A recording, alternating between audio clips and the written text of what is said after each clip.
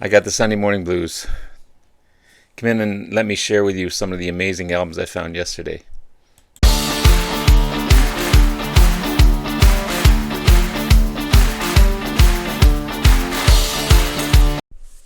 Good morning, everyone. It's Robert from On My Turntable. Hoping you had a great morning this morning. It is Sunday morning. As always, a coffee kind of morning. Cheers, everyone. Hope everyone's doing well. Yeah, I got the blues this morning. Went yesterday and picked up a bunch of blues albums. Some not all blues, but 90% of them are blues. Someone must have traded in all kinds of blues records. I always go to my local buy and sell place, and there's a section of what's new or what's just in. And it was filled with blues albums. I couldn't get all of them. These are all about $10 each, which is kind of cool. Again, not all of them blues. The last couple are different for sure. One's a new one, but I'd say 90% of what I'm going to show you is blues for sure. So come on in. Let's have a look. I don't have any other stuff by this guy. Big Bill Broonzy, Feeling Low Down. Great Chicago blues, country blues artist. This is a compilation from 1973. Bill Broonzy wrote over 300 songs during his career. He adapted traditional folk songs and original blues songs, made it his own. He also wrote about rural to urban experiences, or real urban to rural experiences in his lifetime. This is a great find, in my opinion. The vinyl cover is not the greatest. It's ripped at the top, but it's got that crescendo inner sleeve. And I've never seen a label like that. Beautiful crescendo label. GNP crescendo, to be exact. I still have to clean these albums, so if you notice dust on the vinyl, it's because I haven't cleaned them yet. But it would be nice to find a cleaner copy of this one. But except for the rip at the top, the cover is pretty darn good. But great album. Looking forward to listening to this one. Big Bill Broonzy. This next one blew me away. It's not necessarily a blues album. It does have blues elements to it. It's got rhythm and blues. It's got soul. It's got funk. And despite the tumultuous affair this couple had, they put out some damn fine music. And despite him being a real a-hole, they put out some fine music. This is Working Together by Ike and Tina Turner. I scooped this one up as fast as I could. Probably my first find, I think. Wow. What a fantastic album this is. It's got Proud Mary, the Grammy Award-winning single on there. They do a couple of Beatles covers. You got Soul Infusion's cover of great tracks. Some Ike and Tina Turner songs that Ike kind of recreated to go on here.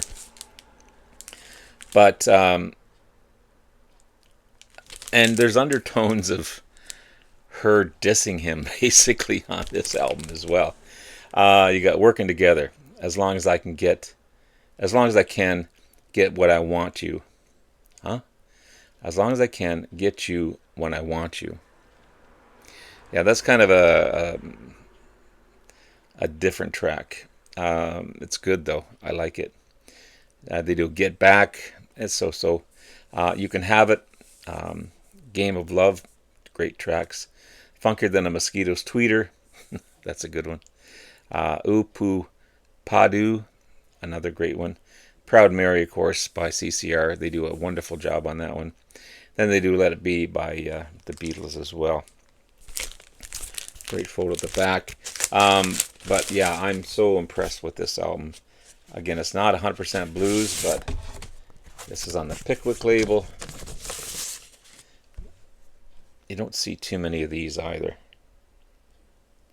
Black Pickwick label with a rainbow P on there.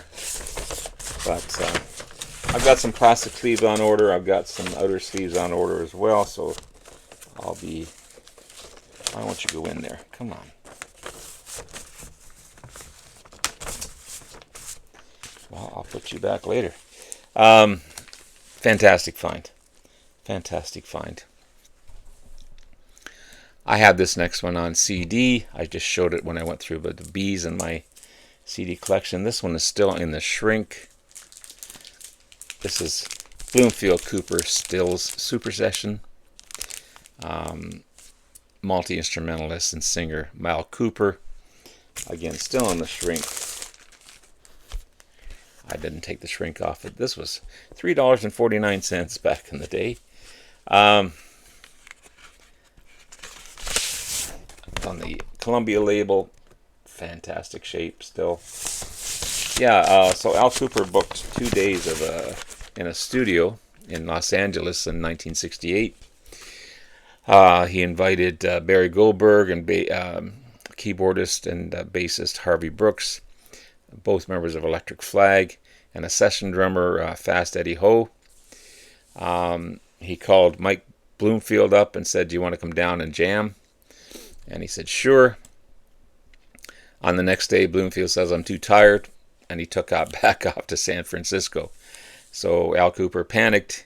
He called Mr. Stephen Stills, who was in the process of leaving Buffalo Springfield, and they did the second side. So the first side is Mike Bloomfield. The second side is with Stephen Stills, and the rest is history on this fine, fine album. Yeah, Albert Shuffle, Stop, Man's Temptation, His Holy Model Majesty. Really, it takes a lot to laugh. It takes a train to cry, which is a Dylan track. Seasons of the Witch, which is a Donovan track. You Don't Love Me, and Harvey's Tune. Yeah, amazing stuff. Amazing stuff. Happy to find this one. As I said, I have it on CD, but now I have it on vinyl. So cool to have that one. Another artist that I don't have in my collection, but this one was still in the shrink, but it was torn shrink. This is Mr. Freddy King, 1934 to 1976, featuring Eric Clapton.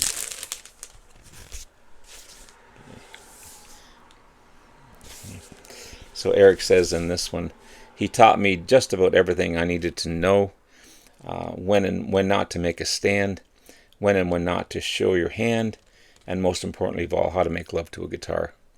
This was Eric Clapton in 1977.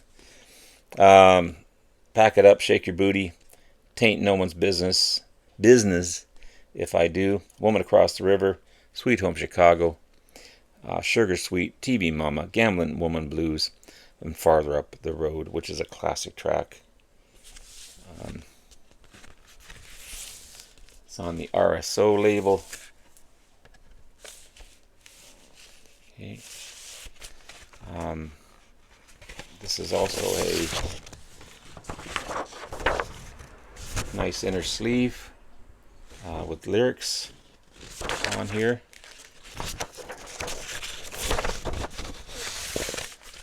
And check out the funky pants he's wearing. It's pretty cool. Pretty cool stuff. Great find. To me, this is a great find. It's my first Freddy King album. I've got a few of these albums by this next band. This is the Butterfield Blues Band. Sometimes I Just Feel Like Smiling. This came out in 1971. Great blues rock, Chicago blues. It's on the RCA inner sleeve here, and it's on the Elektra label. I've got to clean this guy, but the vinyl is in great shape. Just needs to be cleaned. So I'll be cleaning this one today. Listen to this one up. One of the greatest rock bands ever in the back of the day, electric blues rock. fans, perhaps. You got Paul Butterfield, singer, harmonica. Their albums really stood the test of time in the 60s and 70s. This is their fourth album, 1971 release. Also has saxophonist David Sandberg on it. Remarkable stuff. Nice hard shell cover. A little bit of wear there, but yeah, big band. Big band. So happy to find that one. Also this next one as well. The original Blues Project in concert in Central Park reunion. Happy to find that one. 1973 release. Maybe at the time one of the greatest live performances back in the day. Not the prettiest bunch of guys, for sure. Danny Kalb, what a great guitarist he is. This is a gatefold. Look at the crowd. A huge crowd. Double album. Beautiful label as well. MCA yellow label. Reunion in Central Park. Yeah. So that's a nice find for sure. That's the second side. I say, sorry, they've got whoever had that put it in backwards. This is side 1 and 2. So they put it in reverse. Yeah.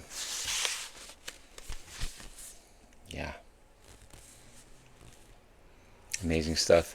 You got Andy Kohlberg on bass, Roy Blumfeld on drums, multi-instrumentalist Al Cooper on keyboards and clavinet and mellotron and synthesizer, rhythm guitar, vocals. You got rhythm guitarist and harmonica and vocal Steve Katz, and lead guitar and vocalist Danny Kalb, an amazing guitarist. That's the guy right in the middle there. Great find. Great find.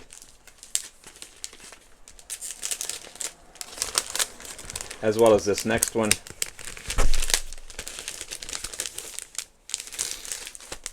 And I love the cover of this one. This is Source Point by John Hammond. Great blues rock album by Mr. John Hammond. 1970 original release on this one.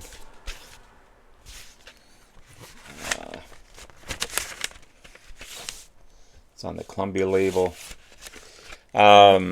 Traditional blues ballads, standards from guys like Muddy Water and Howlin' Wolf. He's got that heart and soul of a blues artist, even though he's just a white guy from New York. He's got a masterful guitar, harmonica, amazing, powerful voice. He really has that authenticity of a traditional blues artist. An amazing find. Again, this cover is beautiful. These next two, so that's it for the blues albums. The next two are not blues albums, but still great on their own. This is the third album by Malo. I've got their first. This is Evolution. That cover is another gorgeous cover. Latin rock, funky Latin rock, released in 1973 originally. Fusion, jazzy keyboards, Carlos Santana's brother Jorge, and his guitar work. Amazing guitarist in his own right. This has a